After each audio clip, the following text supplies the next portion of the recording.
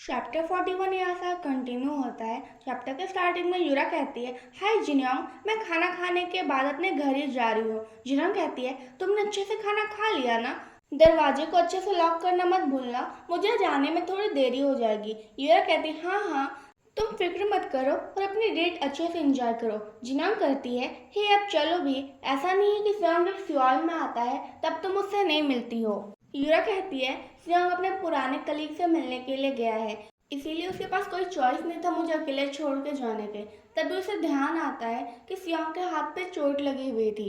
यूरा कहती है, जिन्योंग, क्या ज्वानसो भी तुम्हारे साथ है? जिन्योंग कहती है, हाँ, क्यों? यूरा सोचने लगती है, मैं ज्वानसो से पूछना चाहती हूँ कि सियोंग को उसके हाथ में कैसे चोट लगी। और वो कहती है, कुछ भी नहीं, बाद में मिलते हैं जिन्योंग। और वो फोन रख देती है और सोचने लगती है, मुझे पक्का पता है अगर मैं सियोंग से बिना पूछे ये सब के बारे में जीवांशु से पूछूंगी तो उसे अच्छा नहीं लगेगा। लेकिन अब मैं क्या करूं? अगर सियोंग अपने बारे में मुझे सब कुछ बता देता तो मुझे इतना परेशान होना भी नहीं पड़ता। और ये कितना अजीब है, सियोंग इस बार इतने लंबे समय के लिए सियाल पर रुका हुआ है। सियोंग भी ना, वो कभी कभी बहुत ज्यादा जिद्दी करता है, तभी उसके पीछे से कोई गेट पकड़ लेता है और उसे घर में घुसने की कोशिश करता है। यूरा बहुत ज्यादा डर जाती है और अपने फोन को वहीं पे गिराकर वो जल्दी से बगल में रखे मग को पकड़कर पीछे घूमती है और कहती है, कौन कौन हो तुम? जल्दी यहाँ से चले जाओ, इससे पहले मैं तुम्हें ये फेंक कर मारूं। जियांग कहता है, ऐसे एक्टिंग करना बंद करो जैसे कि मैं कोई क्रिमिनल हूँ। मैं तो यहाँ पर बस तुमसे कुछ पूछने के लिए आया हुआ हूँ। यूरा कहती है, लेकिन मैं तुमसे बातें करना नहीं चाहती और ना ही तुम्हारी कोई बातें सुनना चाहती हूँ, इसलिए चले जाओ यहाँ से। मैंने कहा चले जाओ।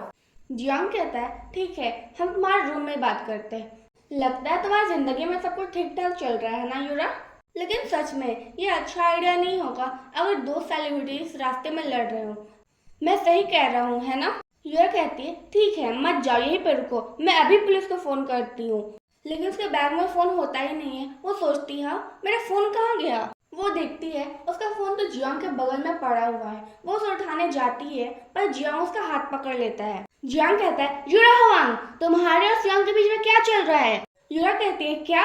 जियांग, अपने होश में आओ, क्या तुम इस वजह से मेरे घर पे घुसे हो? क्या तुम पागल हो गए हो? जियांग कहता है, मेरे क्वेश्चन का आंसर दो, तुम उस रात सियांग के रूम में इसलिए गई थी ना ताकि तुम उसे फंसा सको? लेकिन यूरा तो पुलिस को फोन करने लगती है। जियांग कहता है, ठीक है, मैं यहाँ से चला जाऊंगा अगर तुम मुझे ये बता दो कि तुम और सियांग रिलेशनशिप में हो। यूरा कहती है, लगता है तुमने अपना मन खुद से बना लिया। अगर तुम्हें आंसर पहले से पता है तो मुझसे क्यों पूछ रहे हो बार बार? जियांग कहता है, ओह अच्छा, तो ये बात है। और वो वहां से चला जाता है। उसके जाते ही यूरा दौड़ कर जाती है और गेट को लॉक कर लेती है। और वो वहीं पे बैठ कर कहने लगती है, वो पागल, उसे हमारे बारे में कैसे पता चला? और उसके ध्यान में आता है कि कैसे जियांग के चेहरे पर काफी ज्यादा चोट लगी हुई थी और सियांग के हाथ में भी चोट के निशान थे। और समझ में आ जाता है कि सियांग ने जियांग को मारा है। और दूसरी तरफ जियांग यूरा के रूम से बाहर निकलते हुए कहने लगता है, नहीं, ऐसा नहीं हो सकता, वो दोनों साथ में हैं। यूरा सियांग को डेट कर रही है? नहीं, ऐसा बिल्कुल नहीं हो सकता। फिर सीन शिफ्ट होता है। जियांग कहती है, हाँ, अभी तो मैंने थोड़ी देर पहले यूरा से बात की थी, वो दोबारा कॉल कर रही है, जरूर कुछ ना कुछ गड़बड़ होगी, मुझे लगता है ये फोन मुझे उठाना चाहिए। जियांसु कहता है, हाँ बिल्कुल। जिन्योंग कहती है, हाय यूरा, क्या हुआ? यूरा कहती है, तुम अभी भी जीवांशु के साथ हो ना? जिन्योंग कहती है, हाँ। क्यों? यूरा कहती है, मुझे उससे कुछ पूछना है, ये काफी ज्यादा अर्जेंट है, क्या तुम प्लीज मेरे उससे बात करवा सकती हो? चैप्टर 42 यहाँ से कंटिन्यू होता है। चैप्टर के स्टार्टिंग में जियांसु कहता है, हाँ यूरा बोलो, हम थोड़ी शांत जगह में आ गए हैं, वहाँ पे बहुत ज्यादा हल्ला हो रहा था ना, तुम क्या कह रही थी? क्या तुम मुझसे कुछ सियांग के बारे में पूछना चाहती हो? यूरा कहती, हाँ, मुझे माफ कर दो, मैंने तुम लोगों की डेट इंटरप्ट की। जियांसु कहता है, कोई बात नहीं, वैसे भी हम लोग घर जाने ही वाले थे। हाँ फिर ठीक है, तुम मुझसे क्या जानना चाहती हो? यूरा कहती है, क्या कुछ हुआ था बुसान में? जियांसु कहता है, तुम मुझे थोड़े विस्तार से बता सकती हो, आखिर तुम क्या जानना चाहती हो? यूरा कहती है, मैंने सियांग के हाथ में चोट लगा हुआ देखा। सियांग ने कहा कि उसकी लड़ाई हो गई थी बाहर में, इसलिए मैं बस तुमसे जानना चाहती थी कि सब कुछ ठीक तो चल रहा है ना? और यूरा सोचने लगती है, बस अब मुझसे झूठ मत बोलना। जियांसु कहता है, ओह, सियांग ने ऐसा कहा? यूरा कहती है, हाँ, क्या ये सच है? जियांसु बहाने बनाते हुए कहने लगता है, अगर सियांग ने तुम्हें ऐसा कहा है तो वैसा ही हुआ होगा, छोटी सी फाइट हो गई होगी बस। यूरा कहती है, जियांसु, मुझे सच जानना है, सियांग की चोट से जियांग को कुछ ना कुछ लेना देना है ना? जीवांशु थोड़ी देर के लिए शांत हो जाता है और कहने लगता है, नहीं, अगर मैं तुम्हें ये बता दूंगा तो सियोंग को बिल्कुल भी अच्छा नहीं लगेगा। जब मैं सियोंग का मैनेजर हुआ करता था तब बुसान में कुछ हुआ था। फिर हमें दिखाया जाता है आखिर उस दिन बुसान में हुआ क्या था। जियांसु कहता है, सियोंग, तुम सच में हमारे साथ खाना खाने के लिए नहीं चल रहे हो? सियोंग कहता है, हाँ, मैं बहुत ज्यादा थक चुका हूँ, इसलिए मैं बार में जाकर थोड़ा सा ड्रिंक कर लूंगा, फिर बाद में सोने के लिए चला जाऊंगा। जियांसु कहता है, ठीक है, अगर तुम्हारा मन बदल जाए और हमारे पास आने का मन करे तो मुझे कॉल कर लेना। सियोंग कहता है, हाँ ठीक है, तुम मजे करना, बाय। फिर सियोंग बार के अंदर चला जाता है। वो देखता है कि वहाँ पे जियांग बैठा हुआ है। वो सोचता है, जियांग यहाँ पे क्या कर रहा है, इससे अच्छा तो मैं कोई दूसरी बार में चला जाता हूँ। और वो वहां से जा ही रहा था तभी जियांग का मैनेजर कहता है, जियांग, तुम्हें नहीं लगता कि तुम आजकल यूरा को ही बार बार देखते रहते हो? यूरा का नाम सुनते ही सियांग वहीं पर रुक जाता है। जियांग कहता है, ऐसा इसलिए है क्योंकि पहले जब वो सर्च करता था गूगल में यूरा का नाम, उसका नाम सबसे नीचे आता था, पर अब वो सबसे पहले आने लगा है।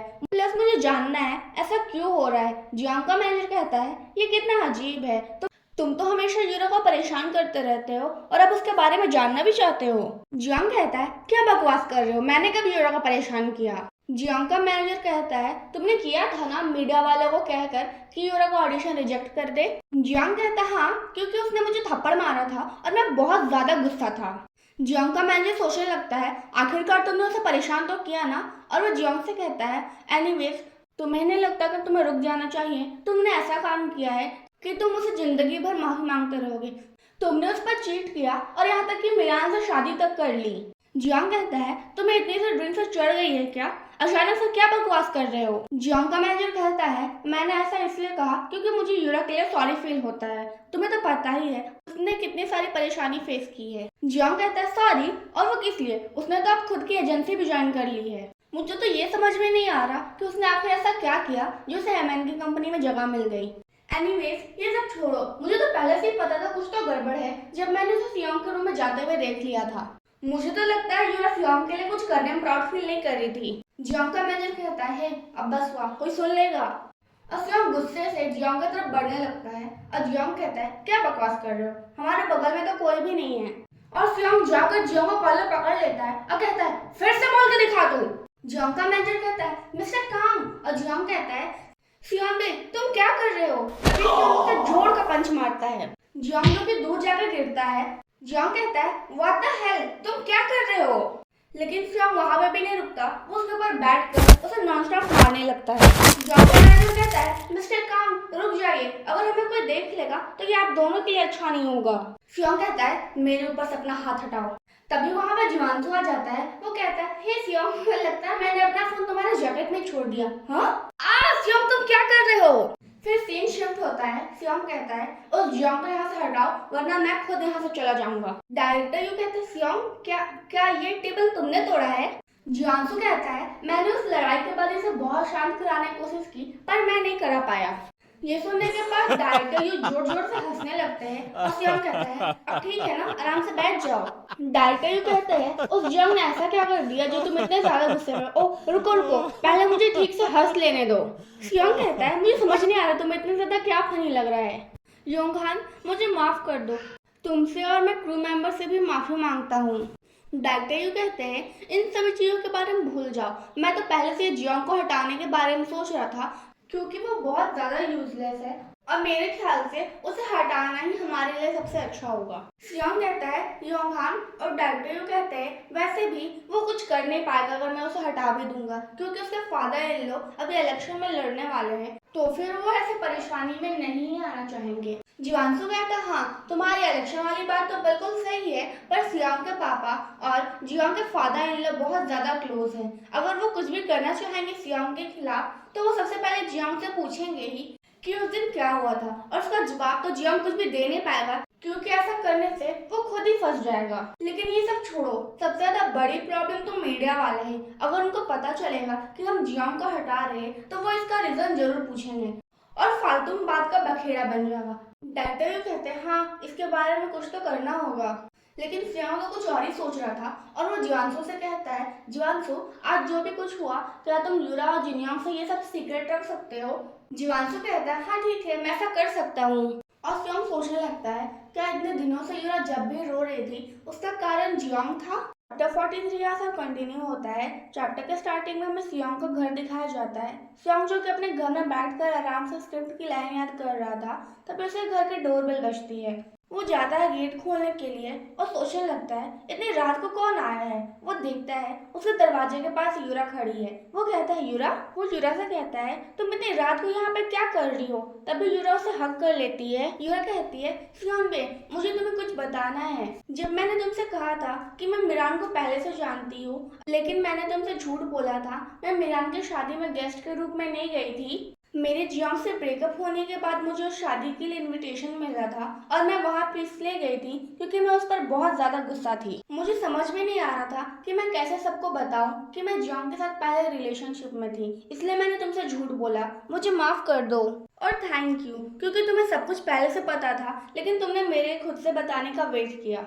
ये सब सुनने के बाद सियोंग काफी ज्यादा हैरान होता है और वो कहता है तुम्हें जियांसो ने ये सब बताया ना, शायद मुझे जियांसो का मुंह अच्छे से बंद करवा देना चाहिए था। और यूरा सियोंग को घूरने लगती है और कहती है मुझे विश्वास नहीं होता मुझे तुमसे कितना ज्यादा प्यार मिल रहा है और तुम्हें कोई आइडिया नहीं है कि मैं इस बात के लिए कितनी ज्यादा ग्रेटफुल हूँ। सियोंग कहता है मुझे भी भरोसा नहीं होता कि मैं ऐसे इंसान को प्यार करता हूँ जो कि काफी ज्यादा स्वीट और भोली है। यह कहती है लेकिन मैं चाहती हूँ कि अगर मैं कुछ गलत काम करूँ तो तुम मुझ पर गुस्सा हो, नहीं तो मुझे आज के जैसे बहुत खराब फील होगा। सियोंग कहता है अच्छा ठीक है, अगर तुम कुछ खराब करोगी तो मैं तुम पर जरूर गुस्सा होऊंगा। यूरा कहती है अब तुम मुझे तो डरा रहे हो। सियोंग कहता है तो फिर ठीक है, ऐसा कुछ भी काम मत करना जिससे मुझे गुस्सा आए। यूरा कहती है हाँ तो फिर ये काम कर जाएगा। सियोंग कहता है एनीवेज अब तुम अंदर आ जाओ। यूरा कहती है नहीं अब मुझे जाना चाहिए, मैं तो यहाँ बस थोड़ी देर के लिए आई थी क्योंकि मैं तुम्हें देखना चाहती थी। सियोंग कहता है इतनी रात को मैं तो तुम्हें ड्राइव करके घर भी नहीं पहुँचा सकता क्योंकि मैंने थोड़ा सा ड्रिंक कर लिया है। अकेले जाना काफी ज्यादा डेंजरस हो सकता है, इसलिए तुम मेरे साथ रात क्यों नहीं गुजार लेती।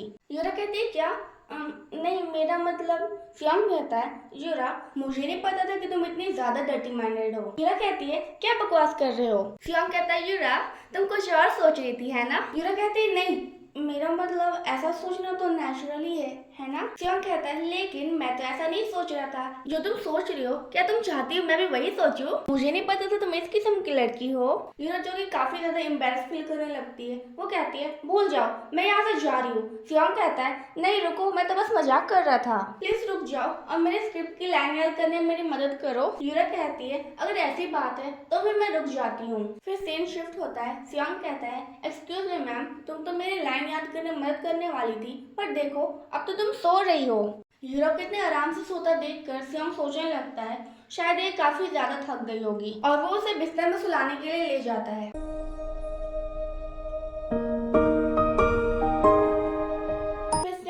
बात को याद करने लगता है कि कैसे उसने कहा था कि उसे भरोसा नहीं होता कि सियोंग यूरा को इतना ज्यादा प्यार कर रहा है। फिर सियोंग उस बात का पूरा प्रॉपर रिप्लाई करते हुए सोचता है यूरा तुम्हें खुद भी आइडिया नहीं है तुम मेरे साथ होकर तुम कितनी ज्यादा मेरी हेल्प कर रही हो और मैं कितना ज्यादा ग्रेटफुल हूँ कि तुम्हें भी मेरे ही जैसा फील होता है। फिर सियोंग यूरा को आराम से सुलाकर बाहर चला जाता है और वो बाहर खड़े होकर सोचने लगता है शायद मुझे यूरा को उसे घर जाने दे देना चाहिए था। चैप्टर 44 यहाँ से कंटिन्यू होता है। चैप्टर के स्टार्टिंग में सियोंग कहता है रुको तुम ऐसे नहीं जा सकती हेजू। फिर जिना और सियोंग एक दूसरे की तरफ देखते हैं। फिर डायरेक्टर कहता है ठीक है कट, अब हम दूसरे एंगल से शूट करेंगे और वहाँ पे यूरा भी होती है जो इन दोनों की एक्टिंग देख रही होती है और वो सोच रही होती है इन दोनों की एक्टिंग तो अलग ही लेवल की है। तभी यूरा के पीछे से जिना आती है और कहती है यूरा लगभग समय हो गया है, चलो चलते हैं। यूरा कहती है हाँ ठीक है और हमें बताया जाता है कि लाइन ड्रामा की शूटिंग स्टार्ट हो चुकी है और यूरा कार में होती है और वो सोचने लगती है मुझे लगा था कि मुझे सियोंग को रोज देखने को मिलेगा क्योंकि हम साथ में काम कर रहे हैं, पर ऐसा नहीं है। ये ड्रामा दो टीम में बढ़ चुका है, टीम ए और टीम बी। टीम ए में सियोंग और जिना है और टीम बी में यूरा और कांग है। इन दोनों की शूटिंग अलग अलग होती है, इस वजह से मुझे ऐसा फील होता है कि हम दोनों अलग अलग ड्रामा में काम कर रहे हैं। फिर सीन शिफ्ट होता है। यूरा कहती है ये ड्रेस तो काफी ज्यादा सुंदर है पर मुझे विश्वास नहीं होता मैं ये ठंड में पहनने वाले कपड़े इतनी ज्यादा गर्मी में पहनने वाली हूँ। यूरा की स्टाइलिस्ट जिसका नाम मीना था वो कहती है यूरा तुम ठीक हो ना? शायद ये पंखा तुम्हारी हेल्प कर ले। यूरा कहती है थैंक यू मीना, इतने गर्मी की वजह से मुझे इतना पसीना आ रहा था और इसकी वजह से तुम्हें दोबारा मेकअप करना पड़ गया। मीना कहती है कोई बात नहीं यूरा, मेरा तो काम ही यही है। मुझे तुम्हारे साथ काम करने में इतना ज्यादा मजा आ रहा है क्योंकि तुम कुछ भी पहन लो तुम बहुत ज्यादा सुंदर लगती हो। ये बात सुनने के बाद यूरा को काफी ज्यादा अच्छा लगता है। वो कहती है मीना प्यारी सी स्वीट सी एंजल। मीना कहती ओ यूरा तुम अपना मेकअप फिर से खराब कर लोगी। तभी डोर पर नॉक होता है। कांग कहता है क्या मैं अंदर आ जाऊं? यूरा कहती है हाँ तुम आ सकते हो। फिर कांग अंदर आता है और कहता है हेलो यूरा।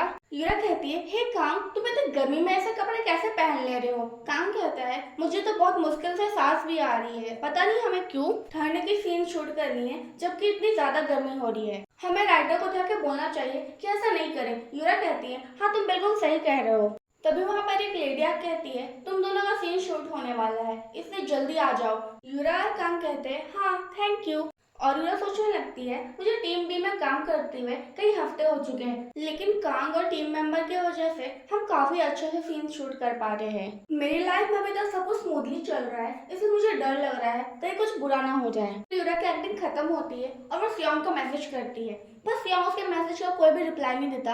वो सोचती है वो मुझे रिप्लाई क्यों नहीं कर रहा है। मीना कहती ओ यूरा ऐसा होते रहता है अगर कोई ड्रामा शूट कर रहा है, मूवी और ड्रामा में बिल्कुल अंतर होता है ना। जिनन कहती हाँ हाँ प्लस प्रीमियर की डेट चेंज हो चुकी है तो उन्हें काफी ज्यादा शूटिंग करना पड़ रहा होगा।